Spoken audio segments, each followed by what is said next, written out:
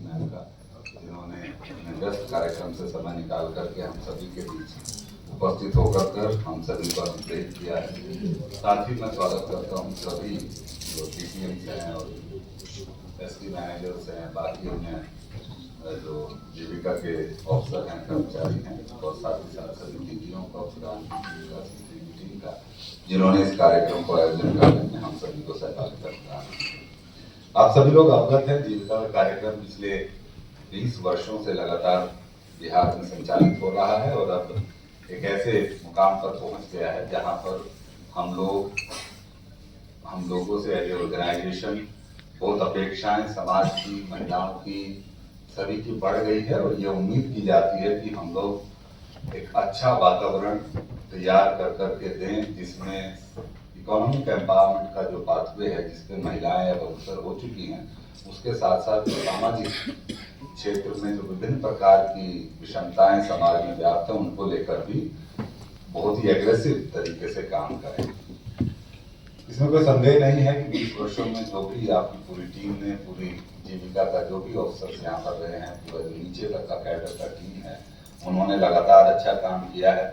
और आज लगभग 1,40,00,000 से अधिक महिलाएं जीविका से जुड़ करके अपने आर्थिक सशक्तिकरण का कार्य अपने खुद के हाथों से अपना भविष्य संवार रही हैं।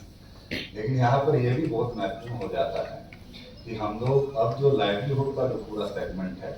उसको हम लोग जेंडर लेंस से इस तरीके से देखें कि महिलाएं जो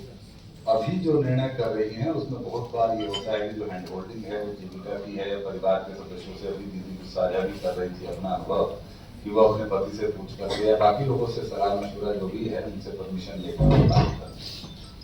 इस पूरे कार्यक्रम का, इस नई चेतना के पूरे अभियान का उद्देश्य ये है कि महिलाएं अपने डिसीजन मेकिंग पर अपना कंट्रोल हासिल करें। उद्देश्य ये है कि वो ये तय कर सके कि निर्णय परिवार में डिस्कशन कर करके निर्णय ले सकते हैं, उसमें कहीं कोई दिक्कत नहीं है। लेकिन जो भी निर्णय सामूहिक रूप से लिया जा रहा है परिवार में, उसमें महिलाओं के निर्णय का भी उतना ही आदर हो, उनकी जो बात है वो पूरी तरीके से सुनी जाए और उनकी बात 2 लोग मिलकर के, 4 लोग मिलकर के जो भी डिसीजन कर रहे हैं, उसमें उनकी बातों का पूरा सम्मान हो, उसको पूरी अहमियत और तरजीह दी जाए। इसी उद्देश्य से, और एक घर परिवार के अंदर ही नहीं, घर परिवार से बाहर निकल करके भी जो भी निर्णय महिलाएं कर रही हैं, उसमें वो उनकी बातों का या उनके निर्णयों का पूरा सम्मान समाज में एक इस रूप में रहे कि लोग उसको एक्सेप्ट करें कि महिलाएं अब अपने निर्णय लेने में स्वयं सक्षम हैं। और हम लोगों ने हाल के कुछ वर्षों में देखा भी है कि अब जो एक सोशल एम्पावरमेंट का पूरा कैंपेन हम लोगों ने चलाया 20 वर्षों में, इकोनॉमिक एम्पावरमेंट उसके माध्यम से हम लोगों ने हासिल की और अब लाखों महिलाएं उदाहरण के रूप में, मॉडल के रूप में समाज के सामने प्रस्तुत होती हैं और हम लोग ये देख पाते हैं कि वो अब उनको अनुकरण करने के लिए बाकी महिलाएं देखती हैं कि हमारे रोल मॉडल हमारे बीच से निकल करके आगे बढ़े। लेकिन अब साथ साथ हम लोग ये भी देख रहे हैं कि महिलाएं अब जो पॉलिटिकल डिसीजन मेकिंग है, उसमें भी काफी तेजी से अपना जो पैर पसार रही हैं या आगे बढ़ रही हैं। और उसमें हम लोग जितना भी रिजर्वेशन के माध्यम से जो इनिशिएटिव सरकार ने लिए वो तो थे ही, लेकिन उसके बावजूद उसके अलावा भी महिलाएं जो लीडरशिप है उस पोजीशन को, उस गैप को फिल कर रही है। अभी छोटे छोटे मुखिया के लेवल पे लीडरशिप हो या CLF के लेवल पे हमारे यहाँ पंचायतों में जो लीडरशिप महिलाएं दे रही हैं, अन्य जितनी भी संस्थाएं हैं उसमें आगे बढ़ करके वो आगे आ रही हैं। तो सोशल, इकोनॉमिक और पॉलिटिकल तीनों लीडरशिप अब महिलाएं दे रही हैं और मैं मानता हूँ कि 21वीं सदी ये महिलाओं की सेंचुरी होने वाली है, जिसमें कई हजार वर्षों से जिस तरीके से महिलाओं को पहले तो सुनते हैं हम लोग, जो कहानियां हैं कि महिलाएं और पुरुष दोनों बराबर से होते थे, और बिहार में भी ऐसे एग्जाम्पल हैं जहाँ पर महिलाओं ने रास्ता दिखाया था। लेकिन बीच में कुछ ऐसा समय हुआ 1000-2000 वर्षों का, जिसमें वो थोड़ा पीछे हट गई और जो मेजर जो डिस्कोर्स था सोसाइटी का या उसके पूरे सोशल, इकोनॉमिक, पॉलिटिकल डिस्कोर्स को पूरा पुरुषों के चला गया। लेकिन अब हम लोग देख पा रहे हैं कि महिलाएं असर्ट कर रही हैं और वो अपने डिसीजंस को या अपने निर्णयों को आगे बढ़ा रही हैं उस रूप में। और हम लोगों ने पॉलिटिकल भी देखा है, कई राज्यों में आप लोगों ने देखा होगा, चुनाव हुए हैं और बातें हुई हैं। लेकिन मैं इसलिए इसको हाईलाइट करना चाहता हूँ कि सिर्फ ये नहीं है कि कोई 10,000 की स्कीम है या कोई मुख्यमंत्री महिला रोजगार योजना उसके चलते ये इस तरह के पॉलिटिकल जो रिजल्ट आ रहे हैं वो, ऐसा नहीं है। उसका कारण ये है कि अब महिलाएं ये बात करने लगी हैं कि भाई जो हमारे बारे में, हमारे राइट्स के, हमारे अधिकारों की बात करेंगे उसको हम लोग